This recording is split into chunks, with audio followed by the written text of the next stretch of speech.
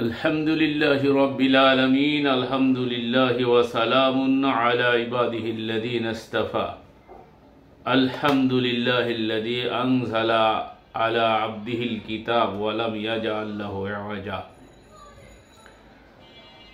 रब्बी अऊज़ु बिका मिन हमाज़ातिश शयातीन व अऊज़ु बिका रब्बी अन यहदुरून बिस्मिल्लाहिर रहमानिर रहीम वल्लज़ी अंज़ला अलैकल किताब मिन्हु आयतुम मुहकमातुन हुन्ना उम्मुल किताब व आखरु मुतशाबिहात फअम्मल्लज़ीना फ़ी कुलूबिहिम ज़ैगुन फ़यत्तबिऊना मा तशाबहा मिन्हु इब्तिग़ाअ अल-फ़ित्नह वब्तिग़ाअ तावीलिही वमा यअलमु तावीलहु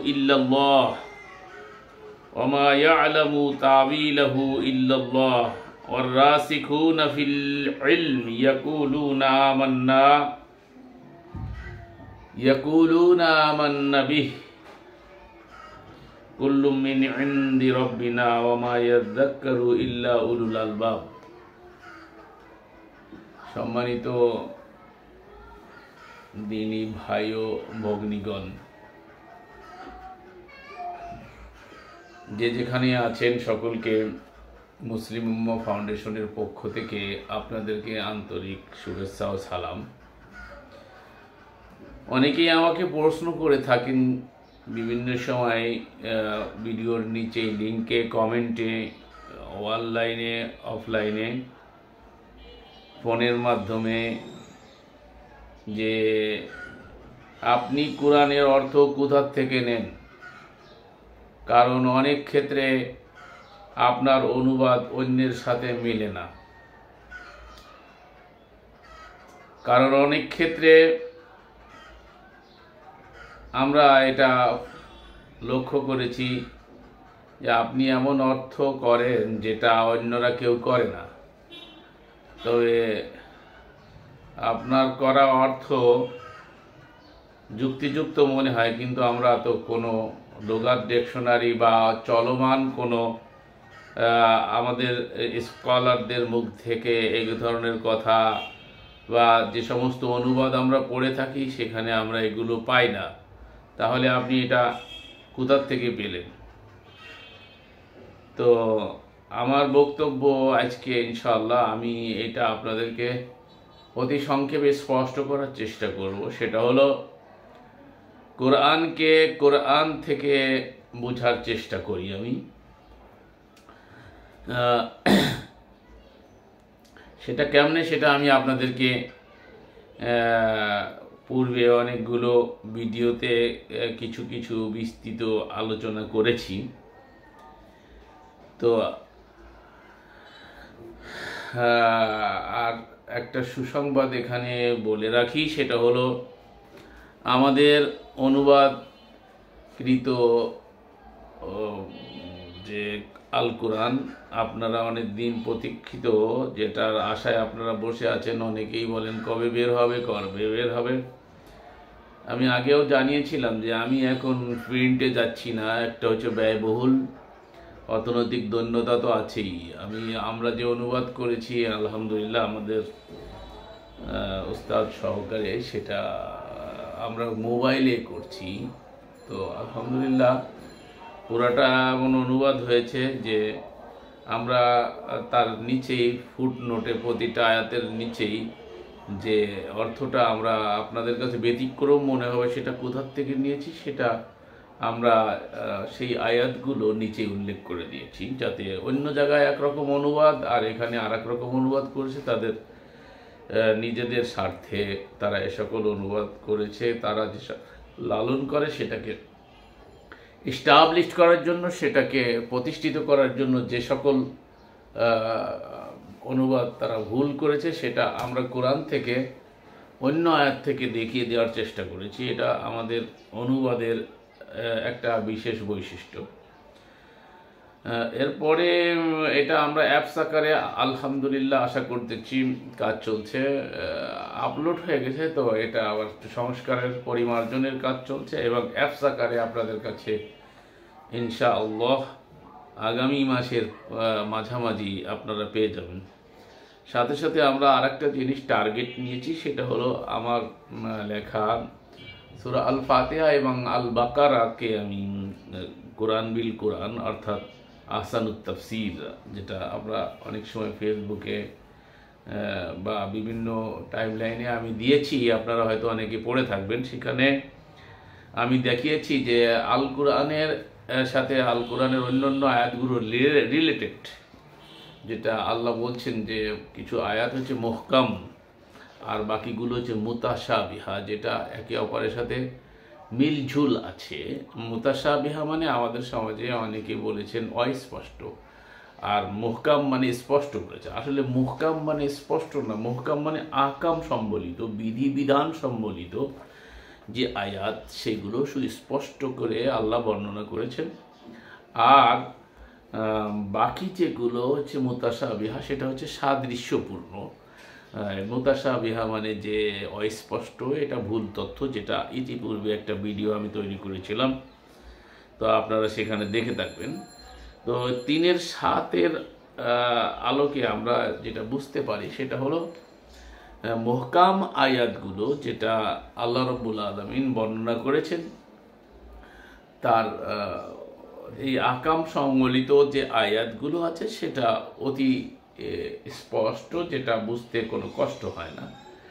কিন্তু মনে রাখবেন যে মুতাশাবিহা মিলতা জুলতা অর্থাৎ সাদৃশ্যপূর্ণ আয়াতগুলো, এটার জন্য কিছু কষ্ট করতে হয়, এটা চেষ্টা করে বের করতে হয় যে এই আয়াতের রিলেটেড কোন আয়াত, এই আয়াতের সাথে কোন আয়াতের মিল আছে, সেইগুলো আসলে কষ্ট করে বের করতে হয়। এটা করতে গিয়ে অনেকে বক্রতার আশ্রয় নেয়। তো যারা প্রকৃত মুমিন তারা বলে এগুলো সব আমাদের রবের পক্ষ থেকে, আমরা এতে কোনো সন্দেহ করি না। যেটা আপনার অনুবাদটা আপনারা শোনাই দিয়েই আপনাদের বুঝতে সুবিধা হবে। যে আয়াতটা আমি পড়েছিলাম 3-7, সেটা হচ্ছে তিনি তোমার উপর কিতাব নাজিল করেছেন, তার মধ্যে আছে মুহকাম আয়াতসমূহ, সেগুলো কিতাবের মূল, হুন্না উম্মুল কিতাব। আর অন্যগুলো এরা অনুবাদ করেছে মুতাশাবিহা। আর মুতাশাবিহা আরবি শব্দটাই রেখে দিয়েছে। অনেকে আবার অস্পষ্ট, কেউ আবার রূপক বলেছেন, কিন্তু আসলে প্রকৃত অর্থ হচ্ছে মুতাশাবিহা মানে সাদৃশ্যপূর্ণ, যেটা আমরা আগে একটা লেকচার করেছি এই বিষয়ে, সেখানে আপনারা যথাস্থানে দেখে নেবেন। ফলে যাদের অন্তরে রয়েছে সত্য বিমুখ প্রবণতা, তারা ফিতনার উদ্দেশ্যে এর ভুল ব্যাখ্যার অনুসন্ধানে মুতাশাবিহা আয়াতগুলোর পিছনে লেগে থাকে। অর্থাৎ যেটা সাদৃশ্যপূর্ণ সেটাকে বৈদৃশ্য করার জন্য বা সেটা নিয়ে একটা বিকৃত কিছু উপস্থাপন করার জন্য তারা এর পিছনে লেগে থাকে। এক শ্রেণীর লোক আছে, যেটা আপনারা জানেন সমাজে, কোরআনকে অকার্যকর করার জন্য অথবা কি বলবো যে নিজের বিকৃত যে আদর্শ সেটাকে চরিতার্থ করার জন্য, সেটাকে স্টাবলিশ করার জন্য তারা এই জাতীয় কাজ কারবার করে আসছে, করে যাচ্ছে, করে যাবে। তো এই আয়াতগুলোর পিছনে তারা লেগে থাকে। অথচ এই আয়াতগুলো হচ্ছে অন্য আয়াতের সাথে কী সাদৃশ্য আছে সেইটা উদ্ঘাটন করতে হবে। এখানে তাদাব্বুরের প্রয়োজন আছে, যেটা আল্লাহ রাব্বুল আলামিন আমাদেরকে নির্দেশ করেছেন।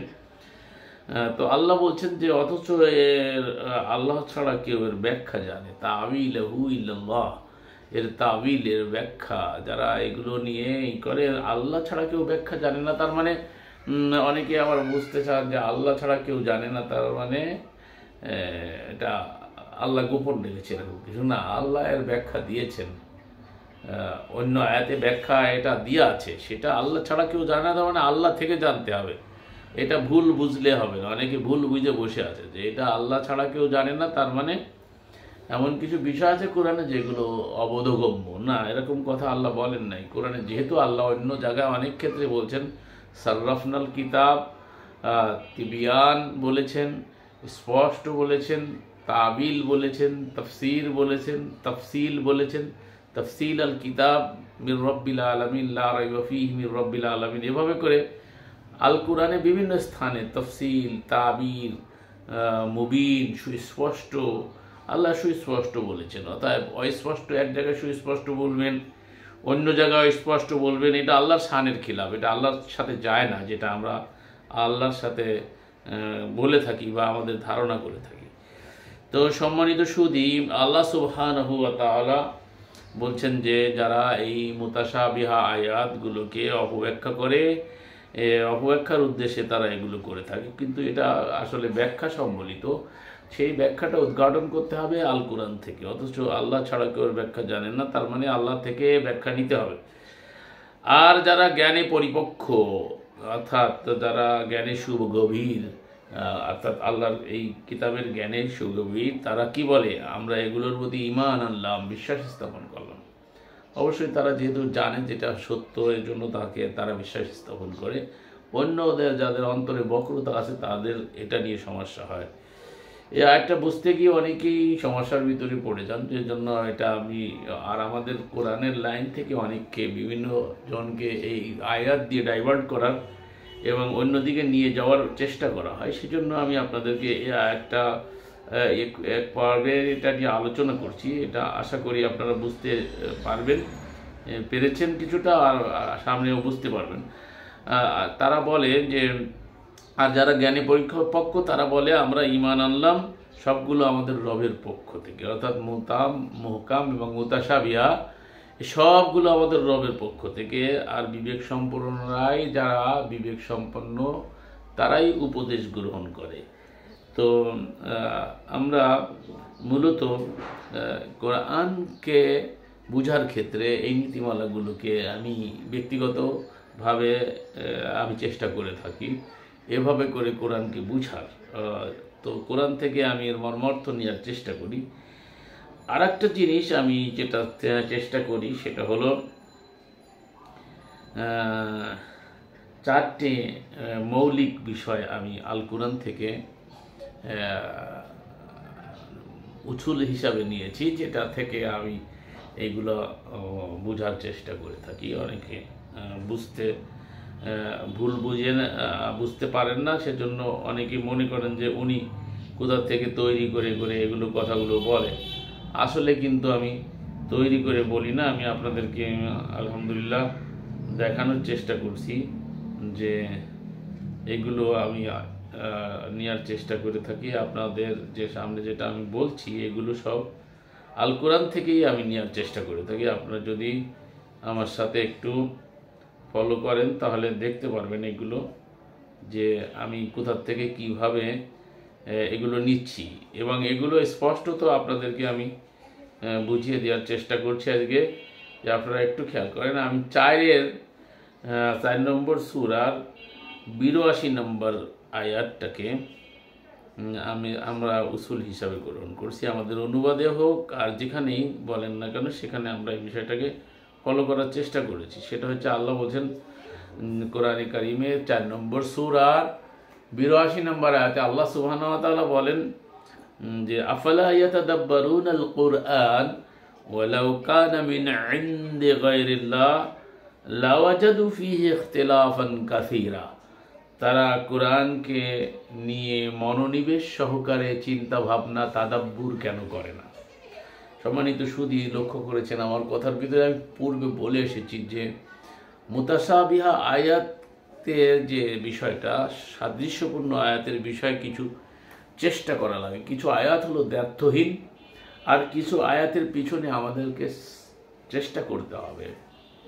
আমরা কোরআনে দেখতে পাই যে রসুলের প্রতি বিশেষ রসুল যিনি, যার পরে কিতাব এসেছে সরাসরি, সে সকল রসুলদেরকে, বিশেষ করে যাকে আমরা সর্বশেষ রসুল্লাহ জানি, তার ক্ষেত্রে আমরা দেখি যে আল্লাহ বলছেন ওমা আলা রাসূলিল্লাহিল বালাগুল মুবিন, রসুল আপনার দায়িত্ব সুস্পষ্ট করে পৌঁছে দেওয়া। জাহান্নামীদের সম্পর্কে আপনাকে জিজ্ঞেস করা হবে না, তারা ঈমান আনবে না বলে আপনি আপনার নিজেকে হালাক করে দিবেন, এই জাতীয় কথাবার্তা আল্লাহ বাকিউন নাফসাকা এভাবে আল্লাহ কোরআনে অনেক জায়গায় উচ্চারণ করেছেন। তো সে যাই হোক, আমি যেটা বোঝাতে চাচ্ছি সেটা হচ্ছে রসুলকে তাদাব্বুরের বিষয়টা, গুরুত্বটা কোরআনে দেখতে পাই না, তবে আমাদেরকে তাদাব্বুর করতে পারে, যেহেতু রসুল তো হুবহু কপি করেন, অর্থাৎ আল্লাহ যাহা বলেন সেটাই আমাদের কাছে পৌঁছে দেওয়া, এটা হচ্ছে রসুলের দায়িত্ব। কিন্তু রসুলের সংযোজন সংকোচনের কোনো অধিকার নেই, আমাদেরও নাই। রসুলের যখন নেই আমাদের নেই। তবে বুঝার ক্ষেত্রে সাদৃশ্যপূর্ণ আয়াত নিয়ে তাদাব্বুর করা, এটা আমাদের প্রতি নির্দেশ। যেমন আমি আপনাদেরকে একটি আয়াত শোনালাম 4 নম্বর সূরার 82 নম্বর আয়াত, যে আলোকে আমি কোরআন বোঝার চেষ্টা করে থাকি। যদিচ আমি যে ফাইনাল বুঝে গেছি বা আমি সব কিছুই জানতা, এরকম কোনো বিষয় আমার ক্ষেত্রে ধারণা করাই ঠিক হবে না। আমিও এটা দাবিও করতে পারি না, তার কারণ কোরআন হচ্ছে মহাসমুদ্র, যে সম্পর্কে আমি ইতিপূর্বে আপনাদেরকে জানিয়েছি যে কোরআনের এই লাইনে এসে আমি যখন কোরআনকে বুঝতে চেষ্টা করলাম, তখন আমি দেখলাম যে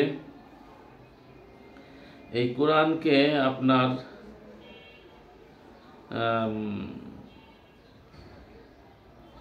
যদি আপনার এই কোরআনকে যদি আপনি 1000 বছর এটা কোরআনকে নিয়ে গবেষণা করেন, আপনার সর্বোচ্চ মেধা নিয়ে, প্রচেষ্টা নিয়ে, গ্রুপ নিয়ে হলেও, তো এই কোরআনের মোকাবেলা করা তো দূরের কথা, কোরআনের গভীরতায় যাওয়াটাও খুবই কঠিন ব্যাপার, যেটা আমাদের মতো একেবারে আনাড়ি, আমি তো কিছুই না, তো যারা আসলে বিশেষজ্ঞ কোরআনের পিছনে জীবন উৎসর্গ করেছেন, আমরা তো আলহামদুলিল্লাহ অল্পদিন হলো যে কোরআনের সাথে আমার রিলেটেড সম্পর্ক ছোটোবেলার থেকে ছিল, এবং কোরআনের প্রতি আমার দুর্বলতা ছিল। এবং আমার আলোচনার ভিতরে যারা পূর্বের আলোচনা শুনেছেন তারাও জানবেন যে আমি এই প্রচলিত আহলে হাদিস যারা, তাদের সাথে উঠা বসা বাংলাদেশে এসে বেশি করতাম। যদিচ আমি পড়াশুনো করেছি হানাফি ঘরানার, এবং আমি কওমি মাদ্রাসায় আলিয়া দুটোতেই লেখাপড়া করছি, দেশের বাইরে লেখাপড়া করছি যখন,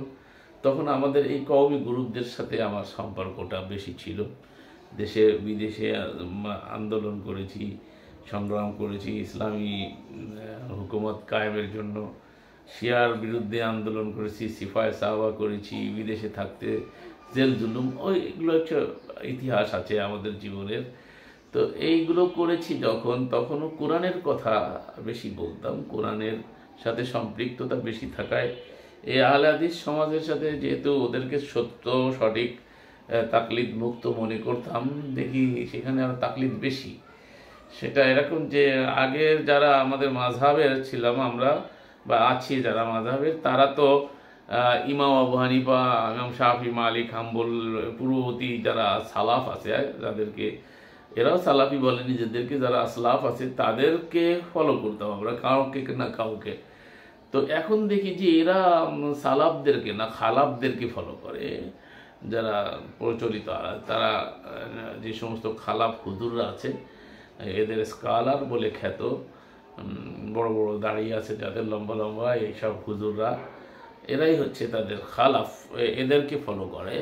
যদি নিজেদেরকে দাবি করে সালাফি বা সলফে সালিহিনদের ফলো করে, এরা মুখে বলে কথাটি, কিন্তু কার্যত দেখা যায় যে এরা সালাফি নয়, এরা হচ্ছে খালাফি। তো 4-এর 82-তে আল্লাহ রাব্বুল আলামিন যে কথা বলেছেন সেটা হলো, কোরআন আল্লাহ ছাড়া যদি অন্য কাহারও পক্ষ থেকে হতো তাহলে তোমরা বহুত অসঙ্গতি দেখতে পেতে, মতভেদ দেখতে পেতে। তো আমরা এটা বিশ্বাস করি যে আল কোরআনে কোনো মতভেদ যদি থাকে তাহলে সেটা আল্লাহর কথা হতে পারে না। তো আল্লাহ নিজেই বলছেন যে এটা তোমরা আফালা ইয়াতাদাব্বারুন আল কুরআন ওয়ালাউ কানা মিন ইনদি গায়রিল্লাহ, এটা যদি আল্লাহ ছাড়া কোনো গায়ের আল্লাহর পক্ষ থেকে হতো তাহলে তোমরা এতে বহুত অসঙ্গতি, মতভেদ, মতনৈক্য দেখতে পেতে, যা আজকে আমরা শোকট মোল্লাদের ভিতরে দেখতে পাচ্ছি যে মোল্লারা বিভিন্ন দলে উপদলে বিভক্ত। এর কারণ আপনারা জানেন যে এই গৌণ কারণে তারা ইখতিলাফ করছে, মতভেদ করছে, একে অপরকে হিংসা করছে, বিদ্বেষ করছে, এক হুজুর আর এক হুজুরকে দেখতে পারে না, এক হুজুর আর এক হুজুরের মসজিদে যায় না, এক দল আর এক দলের মসজিদে যায় না, এই জাতীয় নানাবিধ বিষয়গুলো আমাদের সমাজে বিদ্যমান, যেটাকে কেন্দ্র করে আজকে এই মোল্লা সমাজ, সৌকট হুজুররা বিভিন্ন দলে উপদলে বিভক্ত, এবং তারা একে অপরকে সহ্য করতে পারে না। অথচ আল্লাহ সুবহানাহু ওয়া তাআলা 3-এর এই 3 নম্বর সূরার 3 নম্বরে 103 নম্বরে আয়াতে আল্লাহ বলেন ওয়াতাসিমু বিহাবলিল্লাহি জামিআন ওয়া লা তাফাররাকু, তোমরা সকলে মিলে আল কোরআন আল্লাহর রজ্জুকে ধরে ঐক্যবদ্ধ হও। হাবলুল্লাহি জামিআ, জামিআ হও, ঐক্যবদ্ধ হও। এখানে একটা নির্দেশ ওয়ালা তাফাররাকু, এবং তোমরা বিভক্ত হইও না। তো মনে রাখবেন, যারা বিভক্ত হয়েছে কোরআনকে অপব্যাখ্যা করে, কোরআনের একটা অংশ নিয়ে বিভিন্ন দলে উপদলে বিভিন্ন ব্যাখ্যা দিয়ে যারা বিভক্ত হয়েছে, এদের সাথে মূলত রসুলের কোনো সম্পর্ক নাই। এরা মূলত কোরআনের সাথে কেউ না, এরা কোরআনের কেউ না। এরা মুখে দাবি করে ইমানের, কিন্তু এদের ইমান আল্লাহর কাছে অ্যাকসেপ্টেড না। তার কারণ আল্লাহ রাব্বুল আলামিন এদের ইমানকে গ্রহণ করবেন না। এই জন্য যে এদেরকে আল্লাহ রাব্বুল আলামিন যারা দিনে ইখতিলাফ করেছে, মতভেদ করেছে, দলাদলি সৃষ্টি করেছে, এরা নিজেরা বলে রসুলের নাম দিয়ে বলে 72 ফেরকা 73 ফেরকা, এই জাতীয় কথা আল্লাহ রসুল বলতে পারেন না। আসলে দল দুটো, একটা হচ্ছে হেজবুল্লাহ, একটা হচ্ছে হিজবুশ শাইতান। রসুলের সঙ্গী যারা থাকে তারা হচ্ছে হেজবুল্লাহ। রসুল আল্লাহ থেকে কথা বলে, আল্লাহর পথে চলে, আল্লাহর পথে চালায়। তো যারা রসুলের সঙ্গী হয় তারা হচ্ছে আল্লাহর দল। আর যারা রসুলের সঙ্গী না, তাদের দলের সেক্টরের কোনো বিভক্তির কোনো শেষ নাই। শয়তান তাদেরকে বিভিন্নভাবে সেক্টরে সেক্টরে দলে দলে বিভক্ত করে, সবগুলো মিলে হচ্ছে শয়তানের দল। এই সেক্টর, এই যত মাযহাব, যত ইজাম, যত তরিকা, যত মত, যত পথ, আল্লাহর একমাত্র বিধান আল কোরআনের পথ ছাড়া বাকি যত পথ আছে সব অমুসলিমদের, কুফফারদের, মুনাফিকদের, মুশরিকদের, শয়তানের যুররিয়াতদের পথ। এটা আল্লাহ বলছেন উলাইকা হিজবুল্লাহ, যারা কোরআনের পথে আছে তারা হচ্ছে উলাইকা হিজবুল্লাহ, এরাই হচ্ছে আল্লাহর দল। আর এই আল্লাহর দলই সফল কাম আল্লাহ বলছে উলাইকা হিজবুল্লাহ, এবং হিজবুল্লাহ হচ্ছে গালিবুন, এরাই জয়ী, বিজয়ী। তো বিজয়ী আপনি কি করে দেখবেন? আপনি মনে করছেন যে এই পৃথিবীতে তো সবই আমরা দেখতে পাচ্ছি যে যারা আল্লাহর পক্ষে নাই, কোরআনের পক্ষে না, তাদের দল ভারী, তারা ভালো আছে। আসলে বিজয়ের যে ব্যবস্থাটা, বিজয় যেটাকে আমরা বুঝছি, অস্থায়ী বিজয়টাকে বিজয় বলা হয় না, স্থায়ী বিজয়টাকে আসলে বিজয় বলা হয়। তো স্থায়ী জীবনে বিজয়ী হওয়াটাই হচ্ছে মূলত বিজয়। এইখানে আপনার বিজয়, জয়, পরাজয় কিছু আসে যায় না। কিন্তু আপনি যদি পরকালে পরাজয় হয় আপনার, আপনি যদি জাহান্নাম বরাদ্দ হয়, জান্নাত না পান, তাহলে আপনার সব থেকে বড় বিপর্যয়। এর থেকে বড় বিপর্যয় আর কিছু নেই। এজন্য আল্লাহ বলছেন ফামান যুহজিয়া আনিন নার ওয়া উদখিলাল জান্নাতা ফাকাদ ফাজ ওয়া মাল হায়াতুদ দুনিয়া ইল্লা মাতাউল গুরুর। আল্লাহ বলছেন যারা জাহান্নাম থেকে নাজাত পাইয়া জান্নাতে দাখিল হইল, ফাকাদ ফাজ, সে সফলতা পেল। ওয়া মাল হায়াতুদ দুনিয়া ইল্লা মাতাউল গুরুর, দুনিয়ার জীবন এটা ধোঁকা, বই, আর কিছুই না। অর্থাৎ এটা নিয়ে এখানে লাভ লোকসানকে ভাবে কোনো লাভ নেই। এখানে আল্লাহ রাব্বুল আলামিনের পরীক্ষাগারে আমরা আছি, কখনো ফেল করছি, কখনো পাস করছি। তবে সর্বোচ্চ আমাদেরকে এখান থেকেই পাস ফেলের নির্ভর এখান থেকেই করে যেতে হবে, যে পাস করব কি ফেল করব সেটা নির্ভর করছে এখানের পরে। এই জন্য এখানেকে গুরুত্ব দিয়ে আমাদেরকে পাস করার জন্য চেষ্টা করতে হবে। তো আমি কোরআনের পক্ষে আছি কিনা এটা আমাকে দেখতে হবে, জানতে হবে। আমি কোরআনের পক্ষে যদি একাও থাকি তো একা থাকতে হবে। তার কারণ আল্লাহ রাব্বুল আলামিন জান্নাতের ওয়াদা কোরআনীদের সাথে করেছে, যারা কোরআন মেনে চলে তাদের সাথে। আর আল্লাহ পাকের দিন বলে আল্লাহ কোরআনকে আখ্যায়িত করেছেন। আর আল্লাহর সুন্নাতুল্লাহ হচ্ছে রসুল যেটা প্রকাশ করেছেন, যেটা আমরা সুন্নাতে রসুল বলি, কিন্তু আসলে সুন্নাতে রসুল নয়, যদিচ ধরেও নেই। তো সেটা হচ্ছে আল্লাহর সুন্নাত, যে সুন্নাত আল্লাহ যেটা, সেটা রসুল এটাকে প্রকাশ করেছেন। তো 82-তে আল্লাহ বলছেন তারা কি কোরআন নিয়ে গবেষণা করে না, নাকি তাদের অন্তর তালাবদ্ধ হয়ে গেছে? আর যদি তা আল্লাহ ছাড়া অন্য কারো পক্ষ থেকে হোক, তবে অবশ্যই তারা এতে অনেক বই মতভেদ দেখতে পেত। তাহলে আমরা বুঝবো যে কোরআনে যারা ইখতিলাফ দেখায় তারা তাদের এই লালিত আদর্শ, যে হাদিস ভিত্তিক ধারণা, তাসাউফ ভিত্তিক ধারণা, বিভিন্ন রকমের ধারণাকে স্টাবলিশ করতে গিয়ে তাদের বাপদাদার থেকে চলে আসা মাযহাবকে এস্টাবলিশ করতে যে তারা বিকৃত অর্থ করেছে। কিন্তু কোরআনের টেক্সট কেউ পরিবর্তন করতে পারবে না, টেক্সটের মধ্যে কোনো বৈপরীত্য নাই এবং এটা কোনো ইখতিলাফপূর্ণ বই না, বরং ইখতিলাফ নিরসন করার জন্য কিতাবের আবির্ভাব ঘটেছে। সেজন্য আমরা এটা বিশ্বাস করি যে কোরআনের মধ্যে কোনো ইখতিলাফ নাই। যারা ইখতিলাফ ভাববে বা ইখতিলাফের কথা আছে বলে বিশ্বাস করে তারা আল্লাহতেও বিশ্বাস করে না, আল্লাহর কিতাবে বিশ্বাস করে না। এটা আল্লাহর কিতাবের বিশ্বাস পরিপন্থী বিশ্বাস। এই দৃষ্টিকোণে আমরা আমার যে উসুল, যেটা আমি 1 নম্বর উসুল হিসাবে ধরি, সেটা হলো আমাদের অনুবাদটাও আমরা এভাবে চেষ্টা করেছি যে আল্লাহর কোরআনের ইখতিলাফ নাই, একটা সাদৃশ্যপূর্ণ, সেটাকে আমরা প্রচার করার, সেটাকে বুঝার এবং সেটাকে নিয়ে কাজ করার চেষ্টা করেছি আমরা। তারপরে আমাদের ভুল থাকবে, আমরা মানুষ হিসাবে। তো যদি ইখতিলাফ আসে সেটা আল্লাহর কিতাব হতে পারে না। তো আমরা ইখতিলাফে ডুবে আছি আর বলছি আমরা আল্লাহর কিতাব মানি, বিশ্বাস করি, তো এটা স্ববিরোধী কথা। তারপরে আমরা যদি দেখি আর একটা উসুল আমি মেনে চলি, সেটা হলো আল কোরআন হচ্ছে আল কোরআনের ব্যাখ্যা। আল কোরআন হলো আল কোরআনের ব্যাখ্যা। আমরা অন্য ব্যাখ্যায় যখনই যাব, মানবীয় ব্যাখ্যায় বা অন্য যে কোনো কাহারও ব্যাখ্যা যখনই নেব, তখনই দেখবেন যে আমাদের মধ্যে ইখতিলাফ, মতভেদ, মতদন্যতার সূচনা হয়। আল্লাহ তো দাবি করেছেন, যেটা আমি আগে দেখালাম 4 আপনার 82-তে। এখন আমি আপনাদেরকে দেখাবো যে আল্লাহ সুবহানাহু ওয়া তাআলা 11 নম্বর সূরা হুদ আয়াত নম্বর 1-এ আল্লাহ বলছেন, আলিফ লাম র কিতাবুন উহকিমাত আয়াতুহু সুম্মা ফুসসিলাত মিন লাদুন হাকিমিন খাবীর। মহান আল্লাহ বলেন, আলিফ লাম র, এটি কিতাব, অর্থাৎ এটি একটি আল কিতাব, যার আয়াত সমূহ সুস্থিত, মানে স্পষ্ট সুস্থিত করা হয়েছে, অথবা বিস্তারিতভাবে বর্ণনা করা হয়েছে প্রজ্ঞাময় বিশেষ অবহিত সত্তার পক্ষ থেকে। তাহলে এই কিতাবটা এসেছে প্রজ্ঞাময়ের পক্ষ থেকে, সর্বস্তরে বিস্তৃত ব্যাখ্যা সহকারে তিনি এটাকে নাজিল করেছেন।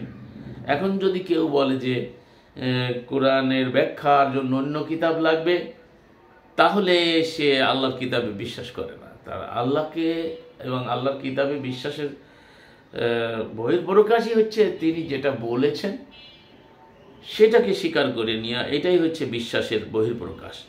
তো আপনি একদিকে বলছেন আমি আল্লাহর কিতাব মানি, আর অন্যদিকে আপনি কি করছেন?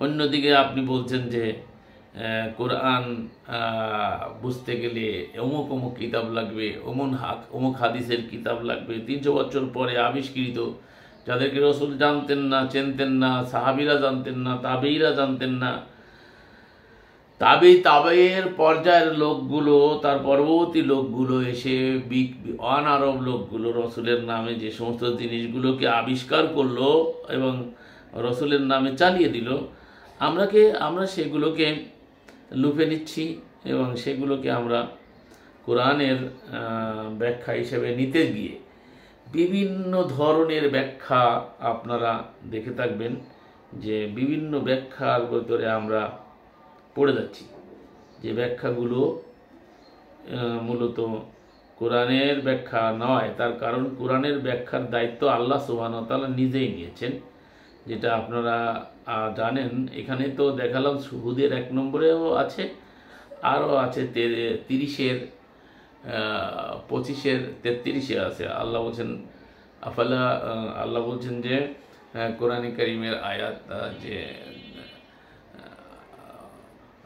এর তাফসির, এই কোরআন আল্লাহ নাজিল করেছেন এবং তার তাফসিরের দায়িত্ব আল্লাহ সুবহানাহু ওয়া তাআলা নিজেই নিয়েছেন। আল্লাহ বলছেন যে আফালা ইয়াতাদাব্বারুন, আল্লাহ বলছেন যে তারা এমন কোনো সমস্যা আপনার কাছে নিয়ে আসে না, লাওয়াজাদু ফিহি, তার সর্বোত্তম তাফসির, আমি আয়াতটা প্রসিদ্ধ আয়াতটা এখনই আমার ব্রেন থেকে হয়ে যাচ্ছে, বারবার বলে থাকি আমার তাফসিরটাই এই আয়াতের আলোকেই লিখেছি। সেটা হচ্ছে আল্লাহ সুবহানাহু ওয়া তাআলা নিজে তাফসিরের দায়িত্ব নিয়েছেন কোরআনে কারিমের, যে আল্লাহ বলছেন যে আমি এই কোরআন নাজিল করেছি এবং আপনার কাছে তারা যত রকমের সমস্যা নিয়ে আসুক না কেন সেই সমস্যার সর্বোত্তম তাফসির, আহসানা তাফসিরা আপনাকে আমি দান করি নাই, এমন কোনো বিষয় নাই, সব কিছুর সর্বোত্তম, খালি তাফসির নয় সর্বোত্তম তাফসির আমি দান করেছি। তাহলে সুপ্রিয় পাঠক,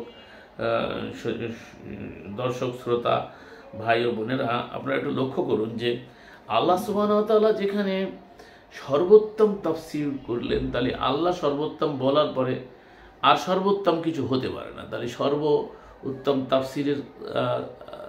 তাফসিরের বিরুদ্ধে অন্য কোনো তাফসির এনে সেটাকে বুঝতে চাওয়া, অর্থাৎ সর্বোচ্চ লেভেল থেকে সর্বনিম্ন জিনিস থেকে বা তার থেকে নিম্ন পর্যায়ের জিনিস থেকে তাফসির করার কোনো যৌক্তিকতা আসে না।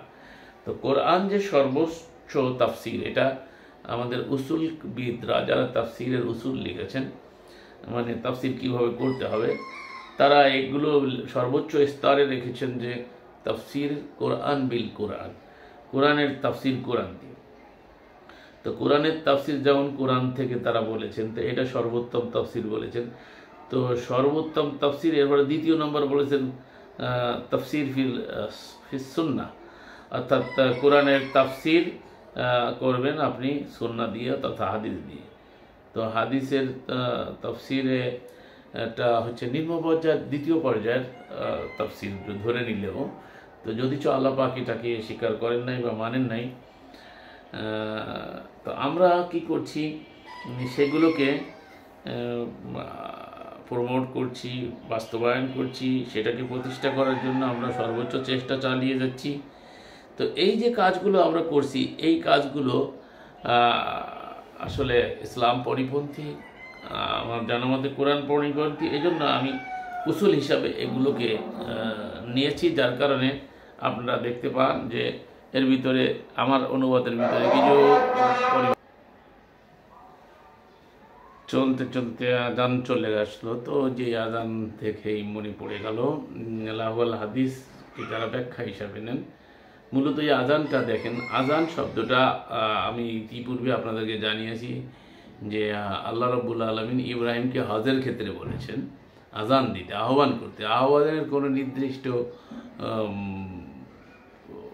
শব্দ বলি হওয়া উচিত নয়, কখন কোন জিনিসের দিকে আহ্বান করতে হবে, কোন দিকে, কখনো আপনি দিনের দিকে আহ্বান করবেন, কখনো সালাতের দিকে, কখনো সিয়ামের দিকে, কখনো অন্য দিকে। তো প্রত্যেকটার ভাষা আলাদা হবে, অথচ সালাতের নামে একটা বিষয়কে এত গুরুত্ব দিয়ে পঞ্চস্তম্ভের ভিতরে এনে তাকে এস্টাবলিশ করার জন্য আজানের ব্যবস্থা করা হলো। এবং যেটার নির্দেশনা কোরআনে নাই, নদী আলিস সালা আছে জুমার দিনে, কিন্তু এই আজান যেটা আমরা বলছি সালাতের জন্য এটা নাই। তো এটার জন্য লাহুল হাদিসে অনেক স্বপ্নের ব্যাখ্যা, স্বপ্ন দেখেছে অনেকে, সেটা সব স্বপ্নটাকে ওহী বানিয়ে দিয়ে আজান এস্টাবলিশ করে দেওয়া হয়েছে সারা ওয়ার্ল্ডে। এখন আগে তো আজান মুখে দেওয়া হতো, আবার অনেকে ঘড়ি তো ছিল না তখন, এই বেলার দিকে আকাশের দিকে তাকিয়ে সূর্য দেখে তারা টাইম নির্ধারণ করতো, সময় মতো উপস্থিত হতো, এবং আজান যেটা সীমাবদ্ধ ছিল। এখন হয়েছে কি, মোড়ে মোড়ে মসজিদ, এবং একটার পরে একটা, এক গলির মধ্যে 3-4টে করে মসজিদও আছে, এরকম দলাদলির মসজিদ। এক মসজিদের থেকে আর এক মসজিদে প্রতিযোগিতা করে বড় বড় করে আপনার মাইক লাগানো হচ্ছে, অন্যকে ডিস্টার্ব করা হচ্ছে। অমুসলিমরা আছে, পীড়িতরা আছে, অসুস্থরা আছে, বাচ্চা ঘুমিয়ে আছে, মা বাচ্চাকে কষ্ট করে ঘুমাইছে, হঠাৎ করে দেখা গেলো আওয়াজে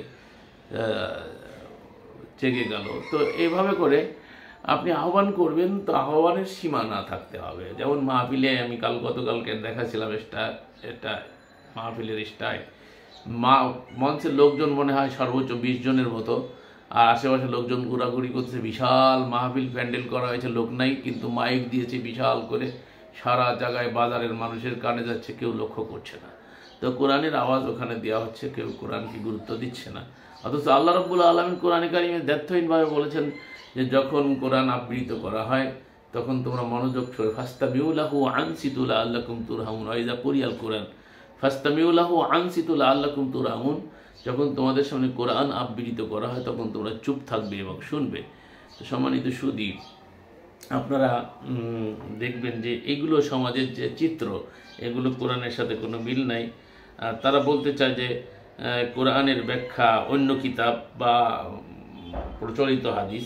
তো যারা কেউ কোরআনকে সাথে অন্য কিতাবের ব্যাখ্যা বিশ্বাস করে, অন্য কিতাব লাগে মনে করে, এটা হচ্ছে একটা সবথেকে বড় ধোঁকা আমি মনে করি। যার কারণে আমি আমার অনুবাদের ক্ষেত্রে আমি ফলো করি কোরআনের এক জায়গায় বোধগম্য না হইলে ওই রিলেটেড কোন আয়াত কোথায় আছে সেটাকে খোঁজার এবং সেখান থেকে উদ্ঘাটন করা। তো আমি এই প্রচলিত অনুবাদে যখন লক্ষ্য করি তখন দেখি যে এক জায়গায় ঠিকই অনুবাদ করেছে, কিন্তু অন্য জায়গায় তাদের স্বার্থ চরিতার্থ করতে গিয়ে তারা সেটাকে এটা বিকৃত করেছে। যেমন মাতা, মিথ্যা, মাইতাতা, মাউতা, তাওয়াফাত, এই শব্দগুলো কোরআনে ব্যবহার হয়েছে, তো মৃত অর্থে ব্যবহার হয়েছে, সব জায়গায় মৃত অনুবাদ করা হয়েছে। কিন্তু যখন ঈসার ক্ষেত্রে এসেছে সালামুন আলা ঈসাকে, তখন কি বলা হয়েছে? তখন বলা হচ্ছে যে ইন্নি মুতাওয়াফিকা ওয়া রাফিউকা ইলাইয়া, ইন্নি নিশ্চয়ই মুতাওয়াফিকা, আমি আপনাকে তাও মৃত দেব। স্পষ্ট অনুবাদ করতে হলে তাই হবে, ইন্নি মুতাওয়াফিকা ওয়া রাফিউকা ইলাইয়া, এবং এরপরে আমি আপনাকে আমার দিকে উত্তোলন করব, উন্নীত করব। যাই হোক, রাফা ইয়াদাইন, যেরকম রাফা উত্তোলন করা হচ্ছে মর্যাদা উত্তোলনের ব্যাপার। ঈসাকে মানে সশরীরে উপরে উঠায় নিয়ে গেছে, এই জাতীয় যে কথাবার্তা, এটা ওই আয়াত দ্বারা প্রমাণিত হয় না। এখানে মৃত্যুর কথা আগে এসেছে, কিন্তু তারা ওখানে অনুবাদ করে কি আমি আপনার কাল পূর্ণ করবো। ভাই, একটা মানুষের কাল কখন পূর্ণ হয়? যখন সে মৃত্যুবরণ করে তখন তার কাল পূর্ণ হয়। তো সম্মানিত শুধু এই জাতীয় যে কথা তারা বলে থাকে, এটা কোরআনের প্রতি অপবাদ এবং এটা একটা সবথেকে বড় ধোঁকা যে আপনার কোরআন বুঝতে গেলে অন্য কিতাব লাগবে, অন্য কিতাবের ব্যাখ্যা লাগবে।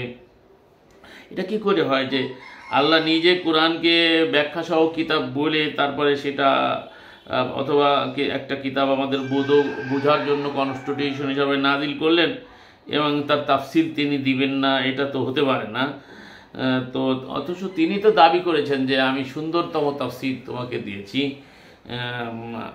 যা তারা যে কোনো বিষয় তোমার কাছে নিয়ে আসুক না কেন, আহসানা তাফসিরা, তার সুন্দরতম তাফসির আমি তোমাকে দান করেছি। 25:33 আল্লাহ বলছে। শুধু তাই নয়, আমরা একটা আয়াত দেখতে পারি 7 নম্বর সূরা 52 নম্বর আয়াতে আল্লাহ সুবহানাহু ওয়া তাআলা কত সুন্দর তাফসির করেছেন। লাকাদ জি'না বিকিতাবিন ফাসসালনাহু আলা ইলমিন হুদান ওয়া রাহমাতাল লিকাওমি ইউমিনুন, আর আমি তো তাদের নিকট এমন কিতাব নিয়ে এসেছি যা আমি জ্ঞানের ভিত্তিতে বিস্তারিত বর্ণনা করেছি। অর্থাৎ আল্লাহর জ্ঞানের ভিত্তিতে বিস্তারিত বর্ণনা করেছেন, আল্লাহ দাবি করছেন এটা। তা হেদায়েত ও রহমত স্বরূপ এমন জাতির জন্য যারা ঈমান রাখে, যারা বিশ্বাস স্থাপন করে, তাদের জন্য এটা। তো যদি আপনি বিলিভ রাখেন তাহলে আল্লাহ বলছেন যে এটা তার জ্ঞানের ভিত্তিতে তিনি ব্যাখ্যা করেছেন, তাহলে আল্লাহর জ্ঞানের থেকে বড় জ্ঞানী আর কে হতে পারে যে এই কোরআনের ব্যাখ্যার জন্য তাদের সাহায্য নিতে হবে, তাদের সহযোগিতা নিতে হবে, সেই সমস্ত গ্রন্থের সহযোগিতা নিতে হবে। হ্যাঁ, এটা আমাদের দুর্বলতার জন্য আমরা অনেক কিছু দেখে থাকি, অনেক কিছু পড়ে থাকি, অনেক গ্রামার জেনে থাকি, এসব বিষয়গুলো আমাদের ক্ষেত্রে প্রযোজ্য, কিন্তু আল্লাহর ক্ষেত্রে তো প্রযোজ্য না। হয়তো আমাদের জ্ঞানের স্বল্পতা, দুর্বলতা, আমাদেরকে জানার জন্য বিভিন্ন কিতাব পড়া লাগতে পারে, সেটা ভিন্ন কথা। তবে আল্লাহর কিতাবের ব্যাখ্যা করার দায়িত্ব অন্য কাউকে দিলে আল্লাহ যে কথা বলেছে তার জ্ঞানের ভিত্তিতে তিনি তাফসীর করেছেন, সেখানে আপনি কি করে অন্যকে আল্লাহর সমকক্ষ দাঁড় করাবেন? স্বয়ং রসুলকে এবং সারা পৃথিবীর সমস্ত জ্ঞানী গুণী রসুল, বিজ্ঞানী যারা আসবে সকলকে লক্ষ্য করে আল্লাহ বলছেন ওমা উতীতুম মিনাল ইলমি ইল্লা কালিল, তোমাদেরকে অত্যন্ত স্বল্প জ্ঞান দেওয়া হয়েছে। তো যাদেরকে স্বল্প জ্ঞান দেওয়া হয়েছে তারা এই স্বল্প জ্ঞান দিয়ে মহাজ্ঞানী আল্লাহ সুবহানাহু ওয়া তাআলার জ্ঞানের ব্যাখ্যা কি করে করবেন? আমরা বুঝতে চেষ্টা করি না যে আমাদের স্কলাররা কিভাবে এইসব কথাগুলো বলেন, কোন ধৃষ্টতা নিয়ে বলেন আমার বুঝে আসে না। তারা বলেন যে কোরআনের ব্যাখ্যা রসুলের হাদিস, তাও যদি রসুল স্বয়ং ব্যাখ্যা করতেন এরকম কোনো আয়াতের কোন তফসির, এটার কোনো কিছুই পাওয়া যায় না। বুখারীতে মাত্র কিতাবুত তাফসিরে কয়েকটা আয়াতের তাফসির পাওয়া যায়, কোনো একটা সূরার পূর্ণাঙ্গ তাফসিরও পাওয়া যায় না। একটা সূরা বাকারা কোরআনের সবথেকে বড় সূরা, দেখান এর প্রত্যেকটা আয়াতের এই আয়াতের ব্যাখ্যা আল্লাহ রসুল এই আয়াত করেছেন, এই আয়াতের ব্যাখ্যা এই আয়াত করেছেন, এরকম কোনো ব্যাখ্যা আপনি দেখাতে পারবেন না। এগুলো আমাদের মৌলভী সাহেবদের দাবি, শুধু দাবি মাত্র, দাবি সর্বস্ব, যা যুগ যুগ ধরে আমরা শুনে আসছি, দেখে আসছি, কিন্তু আসলে বাস্তবতায় পাই নাই। এগুলো আমাদের চলমান একটা হুজুরদের কথা, যেগুলো আমরা হুজুরদের কাছ থেকে যুগ যুগ ধরে শুনে আসতেছি, কিন্তু আসলে এর বাস্তবতা আমরা খুঁজে পাইনি। আর প্রত্যেকটা আয়াতের হাদিস ভিত্তিক ব্যাখ্যা কেউ দিতে পারবে না পৃথিবীতে। এত বড় বড় বলিয়াম হাদিস তাফসির গ্রন্থ লেখা হয়েছে আমার ঘরে, আলহামদুলিল্লাহ অনেক তাফসির আমি পড়েছি। আর এখন তো আর ঘরের যেগুলো আছে দেখাই লাগে না। মদিনা ভার্সিটি এখন এমন অ্যাপস বেরোয়েছে, আপনি সব কিছু এই মোবাইলের ভিতরে সব কিছু দেখতে পারেন। যখন যেখান থেকে শব্দ দিয়ে চার্জ দিলে সমস্ত হাদিস, ওই শব্দের যত হাদিস আছে সব পাওয়া যায়। তো অতএব এখন সহজ হয়ে গেছে। তো এখন এত কিছুর পরেও আমরা কোথাও পাইনি যে একটা তাফসিরের প্রতি আয়াত টু আয়াত রসুলের ব্যাখ্যা, রসুল যদি সত্যি ব্যাখ্যাকারক তাফসিরকারক হয়েই থাকেন, তো কোথায় দেখাবেন? কেউ কি দেখাইতে পারবে রসুলের হাদিস দিয়ে প্রতিটা আয়াতের ব্যাখ্যা? এগুলো হচ্ছে মানে আমাদের মোল্লা সমাজ মুখে মুখে এগুলো বলে থাকে, কিন্তু কার্যত এগুলো আসলে ধোপে টেকে না। অবৈজ্ঞানিক এবং এমন কথাবার্তা বলা থেকে আমাদের বিরত থাকা উচিত, যার কারণে আমরা পরবর্তীতে মানে ইসলাম বিদ্বেষীদের কাছে লাঞ্ছিত হব। এরকম কথা থেকে আমরা যুগ যুগ ধরে বলে আসতেছি, সে যুগ আর এখন নাই। এই যুগে আর মানুষ আর বোকা নাই, মানুষকে বোকা বানানোর সুযোগ নেই। এই সমস্ত কিচ্ছা কাহিনীর ওয়াজ আর এগুলো যে আমরা বই কিতাব লিখছি, এগুলো খালাকুখার মতো দাদলায় নিক্ষেপ করা উচিত। এগুলো আসলে আমাদের কোনো ধর্মীয় পাঠ্য নয়। আমরা দেখতে পাচ্ছি ঘরে 4টা বই আছে, যা আপনার ঘরের পাশে, আপনার ঘাড়ের পাশে, আপনার বিছনার পাশে রাখার জন্য দরকার। হ্যাঁ, অ্যাড দিচ্ছেন হুজুরা, মাআযাল্লাহ, একটা বই আল্লাহর না। অথচ আল্লাহ রাব্বুল আলামিন ম্যানুয়াল বানাইছেন কোরআনকে, যা আমাদেরকে সবথেকে পঠিত এবং যেটা আমাদের জীবনের সহায়িকা, সর্বক্ষেত্রে আমাদের সাথে রাখতে হবে। সেটা নিয়ে হুজুরদের কোনো মাথা ব্যথা নেই, এটা নিয়ে ওয়াজও নাই। কোরআনের নাম দিয়ে ওয়াজ করে, সব কিচ্ছা কাহিনী আর অন্য কিতাবের কথা বলে। আল্লাহ ক্ষমা করুন না আমাদেরকে। তো তৃতীয় যে উসুলটা, আমি চতুর্থ উসুলটা বলেই শেষ করব, দীর্ঘ হয়ে যাচ্ছে ভিডিও। তো এটা হচ্ছে 35-43 আল্লাহ কোনো বিষয় পরিবর্তন করেন না। যে আমরা বিভিন্ন রকমের পরিবর্তন দেখি, চেঞ্জ দেখি, আসলে আল্লাহ উসুল বর্ণনা করে দিয়েছে। সেই উসুলের আলোকে আমাদেরকে তাদাব্বুর করে আল্লাহর কিতাবের সাথে আমাদের জীবনের ব্যবস্থাপনাকে মিলিয়ে নিতে হবে। জমিনে উদ্যত আচরণ ও কূটচক্রান্তের কারণে, কিন্তু কূটচক্রান্ত কেবল তার ধারককেই পরিবেষ্টন করবে। তবে কি তারা পূর্ববর্তী উপর আল্লাহর বিধানের অপেক্ষা করছে?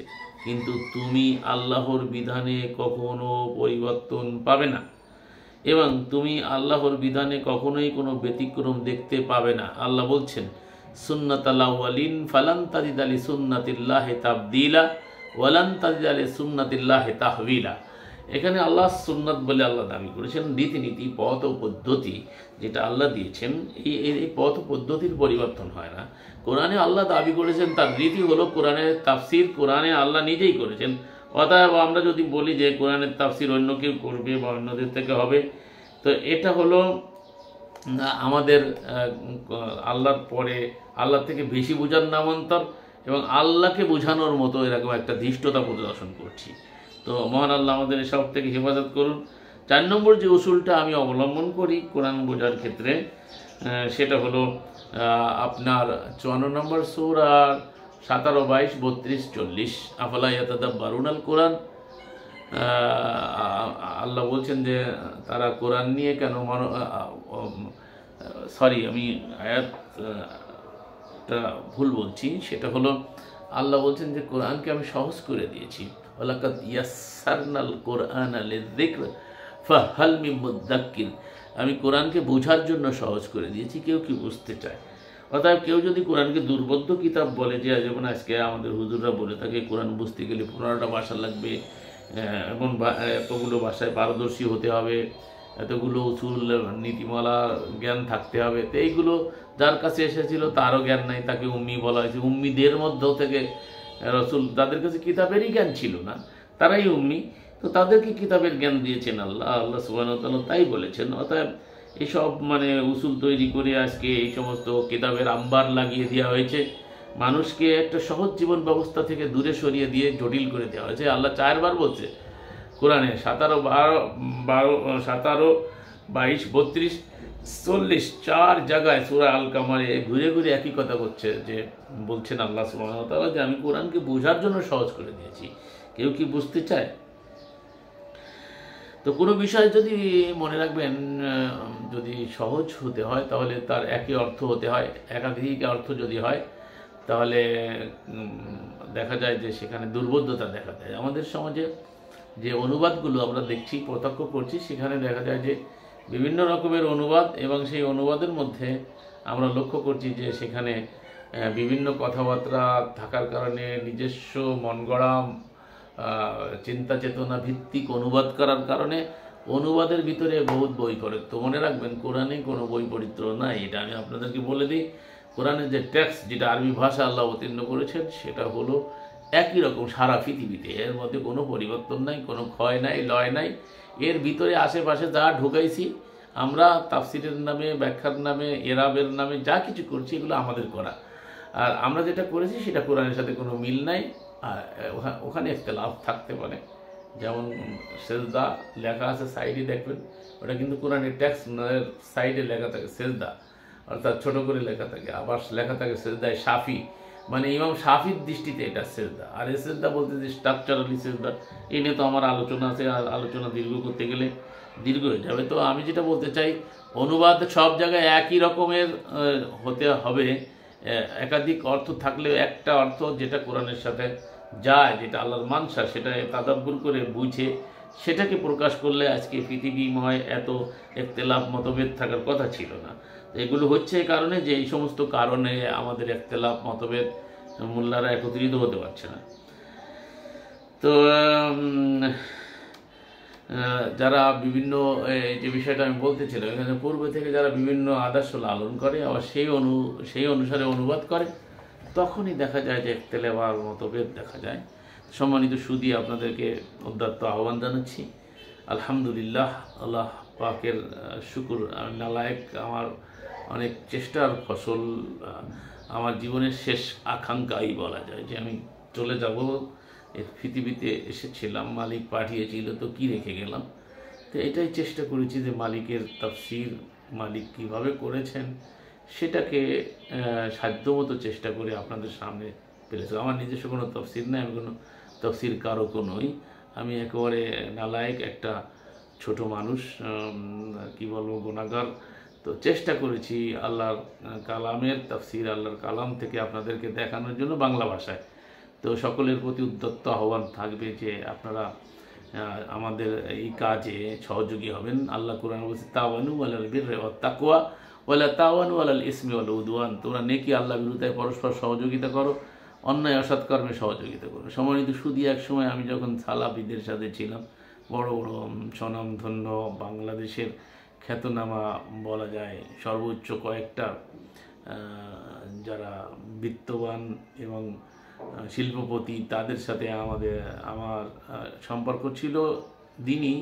তারা দিনের ক্ষেত্রে আমাকে ভালোবাসতো, সহযোগিতাও করতো। তো আজকে তারা কেউ আমার পাশে নাই। কেউ কোরআনে আসার পরেও অনেকে ছিল, তারাও সরে গেছে আস্তে আস্তে। এখন এই গরিব অসহায় কিছু লোকজন যারা আসলে কোরআনেরও ধাওয়াত এরকমই, যারা এই পথে চলে, তখন এই বিত্তবানরা, সমাজের কায়েমি স্বার্থবাদীরা সরে পড়ে। ওরা আসে, এক সময় আসে, কিন্তু ওরা দেখে যে পরিস্থিতিটা কী। তো আলহামদুলিল্লাহ, এই দৈন্য দশার ভিতর থেকে আমি চেষ্টা করছি। আপনারা বারবার বলেন নয়েজ ঠিক হয় না, কমেন্টস করেন এসে যে আপনার আওয়াজ ঠিক হচ্ছে না, এই জাতীয় অনেক প্রশ্ন আপনাদের। আমরা যে কি অবস্থার ভিতর থেকে আপনাদেরকে এগুলো দেওয়ার চেষ্টা করছি আপনারা হয়তো জানেন না। তো মহান মালিকের শুকরিয়া যে তিনি আমাদের দিয়ে, আমার মতো নালায়েককে দিয়ে এই কাজগুলো করিয়ে নিচ্ছেন। তো আমি আপনাদেরকে বলবো যে কোরআনে আল্লাহ বলছেন তাওয়ানু আলাল বিররি ওয়াত তাকওয়া ওয়ালা তাওয়ানু আলাল ইসমি ওয়াল উদওয়ান। তো নেকি আল্লাহ বিরুদ্ধায় পরস্পর সহযোগিতা করো, অন্যায় অসৎ কর্মে সহযোগিতা করো। তো এই ভালো কাজে আপনাদের সহযোগী হওয়ার জন্য উদ্যত্ত আহ্বান রেখে আজকে এখানে শেষ করছি। আমা আলার রসুল ইল্লাল বালাগুল মুবিন।